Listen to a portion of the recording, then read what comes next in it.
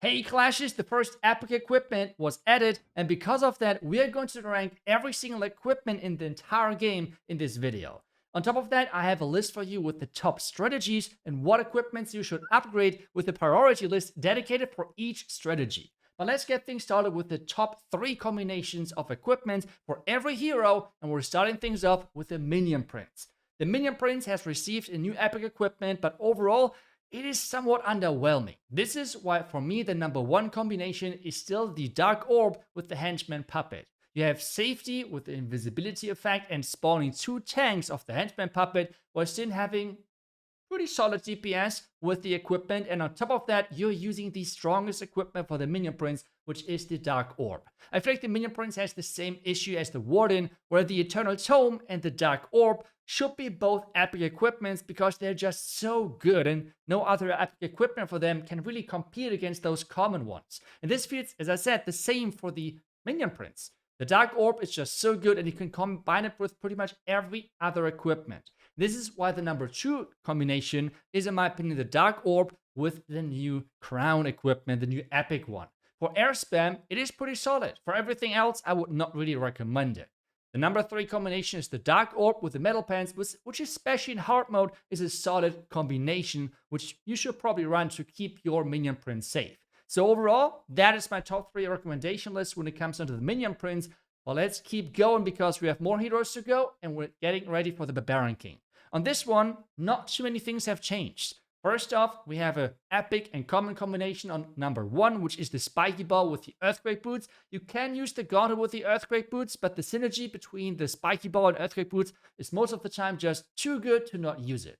Otherwise, you can still go with the Gauntlet and with the Rage Vial. That's the number 2 combination, which I would recommend. And again, it's really cost efficient because ores, you have an epic and a common one, which means you don't have to spend as many stereo ores, which you would need for the 3rd combination, which is the Spiky Ball with the Snake Bracelet. Especially if you have your King on the outside funneling, this combination can be really solid. For the Archer Queen as well, not that many things have changed. The only thing which we have learned over the last time is that really the Giant with the Giant Arrow is not that great. The Giant is just running ahead too far and is not really doing the job and going down too quick. This is why the number 1 combination is the Giant with the Magic Mirror.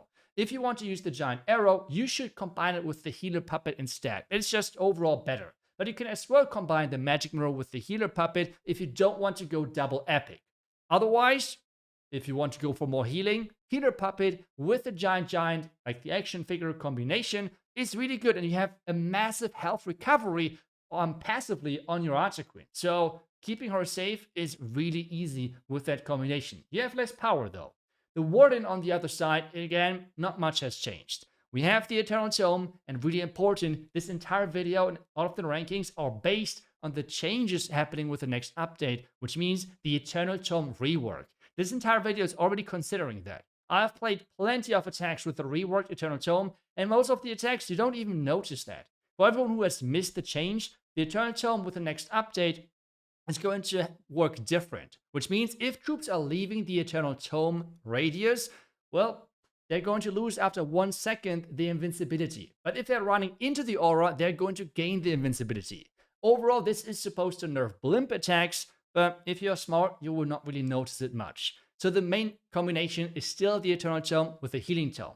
If you want to go for warden charges, well, Fireball and Rage Gem is the obvious choice. The 3rd combination could be pretty much whatever. The first 2 combinations are covering 99.9% of all of the strategies out there. It's like really that crazy.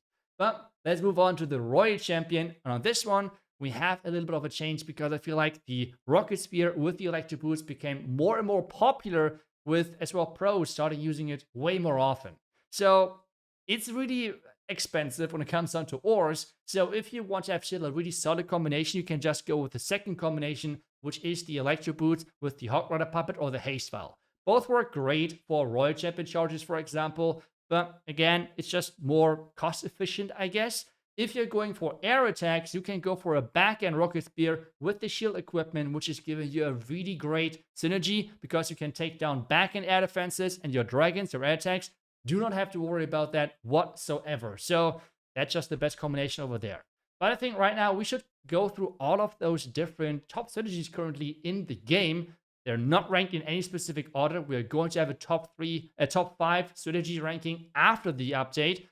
And this time around, you can see it already, we have a different approach. I will have you the priority list on your screen for every single strategy going through the entire list. As well, if you want to know what the minimum level is you should go for each of those equipments, check out the video right above me to make sure that you're checking out the minimum level you have to upgrade those equipments to make them really useful. This list is all about the priority. And if you're going a Royal Champion charge with Masked Dragons as a follow-up, which is one of the strongest combinations right now, and as well after the update with the changes of the Eternal Tome, this is the priority you should go for. Electro Boots, then the invincibility of the Eternal Tome, then the Dark Orb, which is pretty much just a second Eternal Tome to some degree, and then the Healing Tome. Those are like the key things to upgrade, and then you can go and continue through the list. The crown, unfortunately, is a little bit of an upgrade to the henchman puppet, but overall, it should be not your priority to upgrade, and it's really not efficient if you're really looking for ores. The henchman puppet most of the time is way better. Let's continue with the dragons, but this time around, we're combining it with the Yeti clone blimp.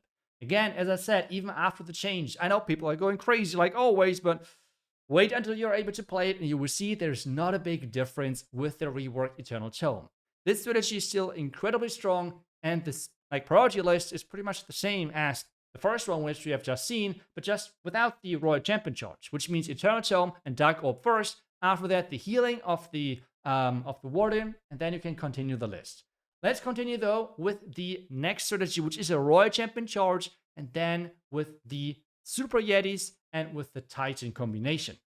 Something which you might be surprised about is why I put the Earthquake Boots and as well the Spiky Ball so far behind. The reason for this is quite simple. Earthquake Boots are already really efficient on level 1 because, well, no big surprise, they're opening the walls already on level 1 and they have the same radius. So they're doing their job.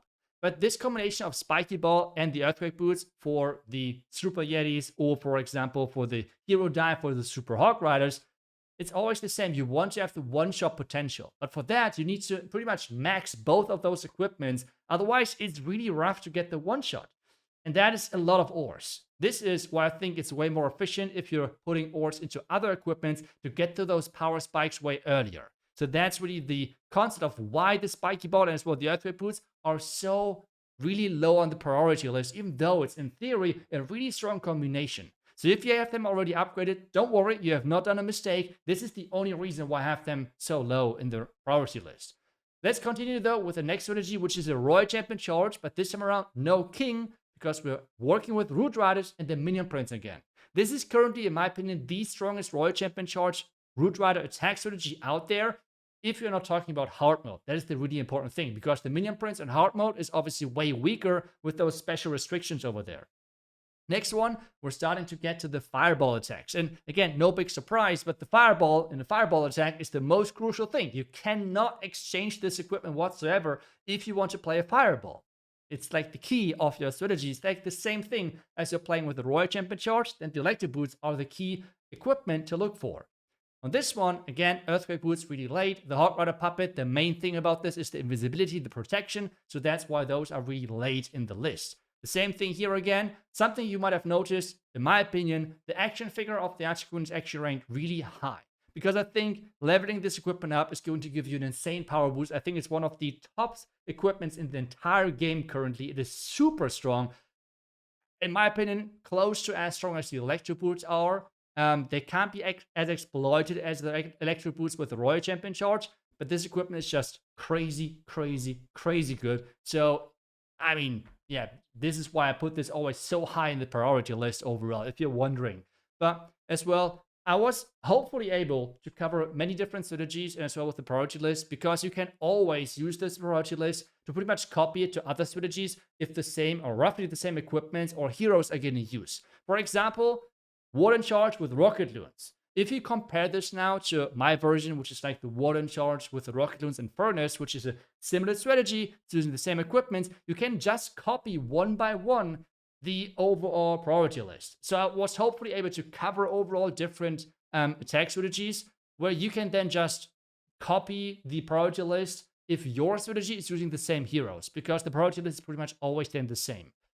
I hope that you like this new approach here because it was a lot of work of getting that together. And let me know if you would like to see that in the future again. So I will continue that. Let me know if there's any other things you would like to see in the future for equipment ranking videos. But I think it's really important to make sure that everyone understands that the priority is different for each strategy, and as well the power of each equipment is depending on the strategy, because as I said earlier, in some strategies the electro boots, because you're doing a royal gem charge, is really strong and really important, while in other strategies where you're just using the electro boots maybe on the back end, it's not as crucial to get them level up as quickly as possible. So it's really important. You can't always say, hey, this equipment should be always this high priority or not, because it really depends on the strategies you are playing right now. Let me know, as I said, if you have any feedback whatsoever for the video or anything in general, and I hopefully can answer that in the comments, or I will explain that in the next video. I hope you enjoyed this video. Thank you so much for watching as always, and I will see you guys back tomorrow with the next Clash video. Until then, see ya, and bye-bye.